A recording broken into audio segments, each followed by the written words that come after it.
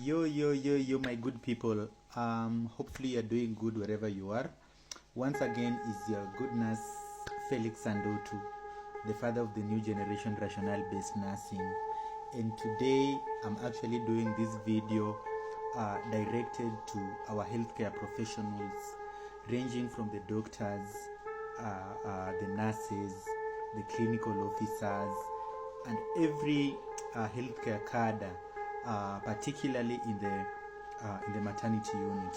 And today I want to talk about one of the medical conditions in pregnancy, which is very fatal, and this is hypertension in pregnancy.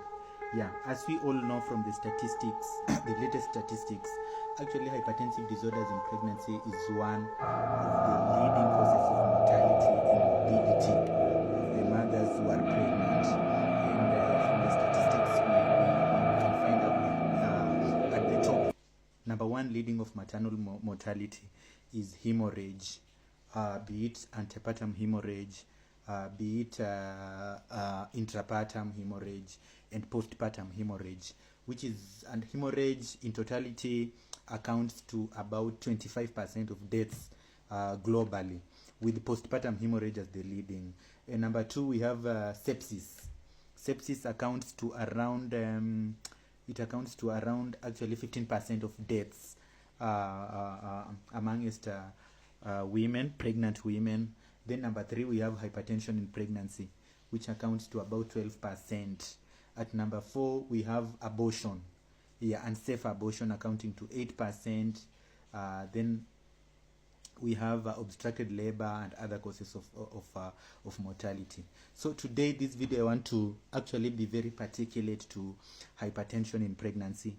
And the reason why I'm actually doing this video is to shed light on the diagnosis, on how we reach to different diagnoses of hypertensive disorders in pregnancy. So to start with, I'll actually just ventilate on different classifications of hypertension in pregnancy. And to start with, I'll start with actually defining hypertension in pregnancy. What is hypertension in pregnancy? Okay, hypertension in pregnancy is basically a high blood pressure of more than 140/90 or more occurring in a pregnant woman. So basically, the classification of hypertensive disorders in pregnancy is four. It's usually classified into four main categories. Number one, we have chronic hypertension. Number two, we have gestational hypertension. Number three, we have preeclampsia and eclampsia. Number four, we have preeclampsia or eclampsia superimposed on chronic hypertension. So I'll start with chronic hypertension. When do we say that this woman is having chronic hypertension? Chronic hypertension clinically, it is defined by elevated blood pressures. A woman presenting with elevated blood pressures of more than 140/90, which is diagnosed prior to 20 weeks of pregnancy or before conception. For instance, when a woman was just hypertensive, then becomes pregnant, then the hypertension continues. That one we'll call it chronic hypertension. Continues like during pregnancy.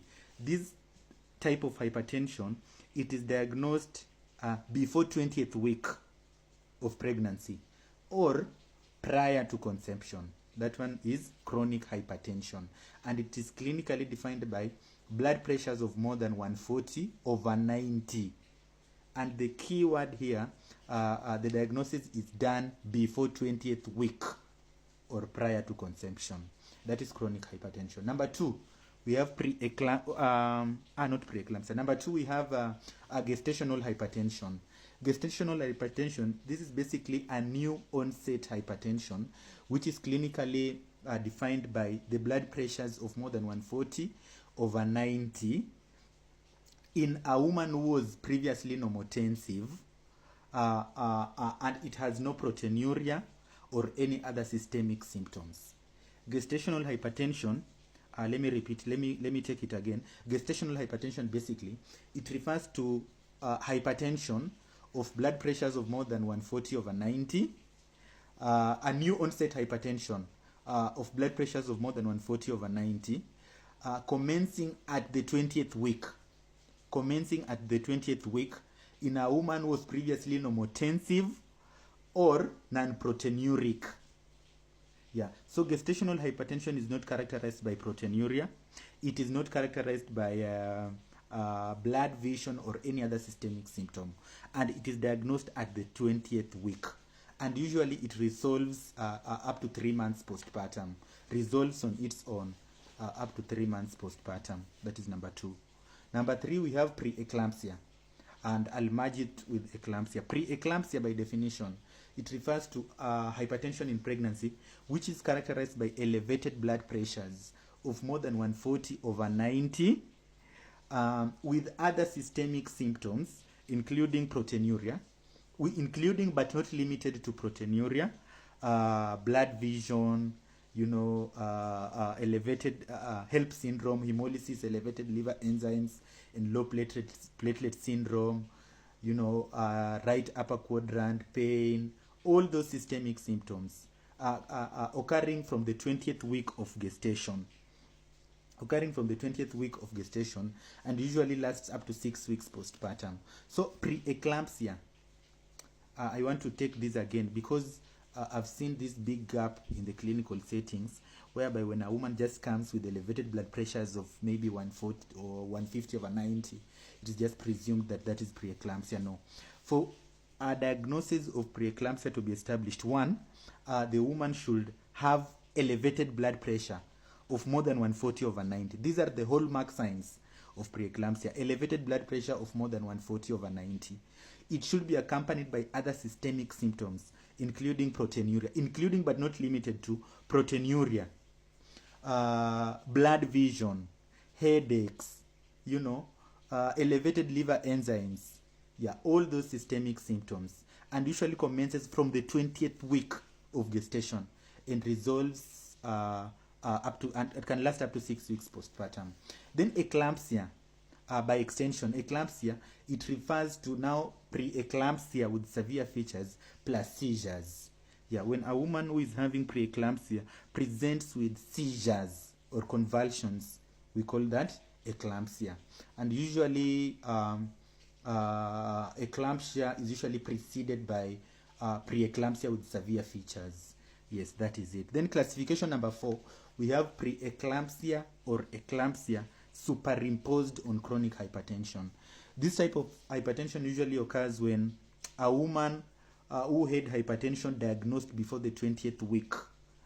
Now, when she reaches a 20th week, she starts developing signs of preeclampsia.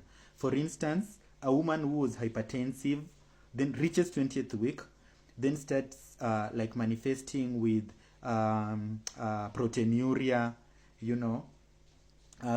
starts manifesting with elevated liver enzymes, headaches, right upper quadrant pain, all those signs of preeclampsia, when they start manifesting in a woman who had chronic hypertension from the 20th week, we call that preeclampsia superimposed on chronic hypertension. Yeah, I think, guys, I'm very clear on different classifications of hypertension in pregnancy, and I'll take another video just to take you through a special type of hypertension in pregnancy, that is preeclampsia and eclampsia. I'll ventilate on it to entirety, just from the definition, the clinical manifestation. I'll take you through the diagnosis, management, the principles in management, and all that. Thank you so much.